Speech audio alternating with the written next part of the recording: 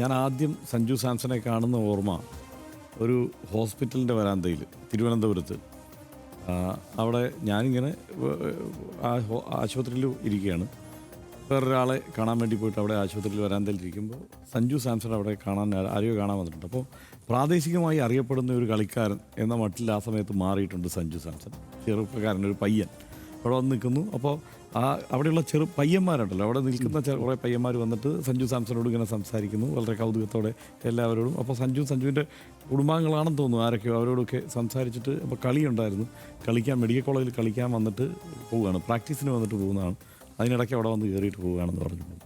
പിന്നെ ഞാൻ കാണുന്നത് എയർപോർട്ടിൽ വെച്ചിട്ടാണ്. ആ സമയത്ത് സഞ്ജു വേറൊരു സഞ്ജുവാണ്.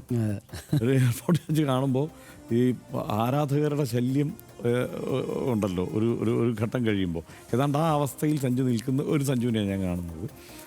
മലയാളികൾക്കിടയിൽ, പ്രത്യേകിച്ച് ദക്ഷിണേന്ത്യക്കാരുടെ ഇടയിൽ പൊതുവെ അദ്ദേഹം ഒരു മഹാതാരമായി വളർന്നിട്ടുണ്ട്. പക്ഷേ അത് ഇന്ത്യൻ സെലക്ടർമാർക്ക് ഒരു കാലത്തും പിടികിട്ടാറില്ല എന്നുള്ളതാണ് ഒരു പ്രശ്നമായി സ്ഥിതിക്കും.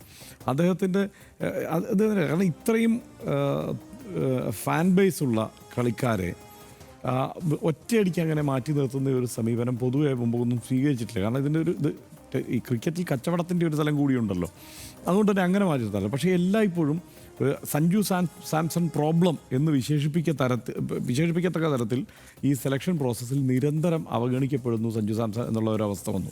അതായത് ഒരു കൺസിസ്റ്റൻസി ഇല്ലായ്മയുണ്ട് എന്നുള്ളത് ആരോപിക്കപ്പെടുന്നത് പലതരത്തിലും പല ഘട്ടങ്ങളിലും അത് അദ്ദേഹത്തിന്മേൽ ആരോപിക്കപ്പെട്ടിരുന്ന ഒരു പ്രശ്നമാണ്. പക്ഷേ ടീമിലുള്ള മറ്റു പലരും ഇതിനേക്കാളും വലിയ കുഴപ്പങ്ങളിൽ പോയി ചാടിയിട്ടും അവരെ പരിഗണിക്കുന്ന സാഹചര്യം ഇന്ത്യൻ ടീമിലുണ്ടായി. പക്ഷേ സഞ്ജുവിനെ അജ്ഞാതമായ കാരണങ്ങളാൽ ഒഴിവാക്കിക്കൊണ്ടേയിരുന്നു. അതായത് സഞ്ജുവിൻ്റെ വീഴ്ച വലിയ വീഴ്ചയും മറ്റുള്ളവരുടെ വീഴ്ച ചെറിയ വീഴ്ചയും എന്ന മട്ടിലാണ് ആ ചർച്ചകൾ പോയിക്കൊണ്ടിരുന്നത്.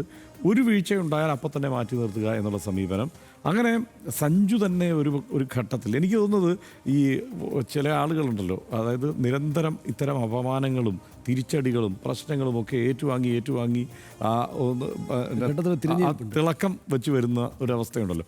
ആ തിരിഞ്ഞു നോട്ടത്തിൽ തന്നെ സഞ്ജു അത് രസകരമായി സഞ്ജു തന്നെ പറഞ്ഞിട്ടുണ്ട്. അതായത് ഈ 2015 മുതൽ ഇങ്ങോട്ടുള്ള ആ കാലത്തെക്കുറിച്ച് 2024 സഞ്ജു പ്രതികരിക്കുന്നത് പരാജയങ്ങളുടെ ഒരു 10 വർഷം എന്ന മട്ടിൽ തന്നെയാണ്. പക്ഷേ അങ്ങനെ വെറുതെ പരാജയങ്ങളുടെ 10 വർഷമൊന്നും ആയിരുന്നില്ല.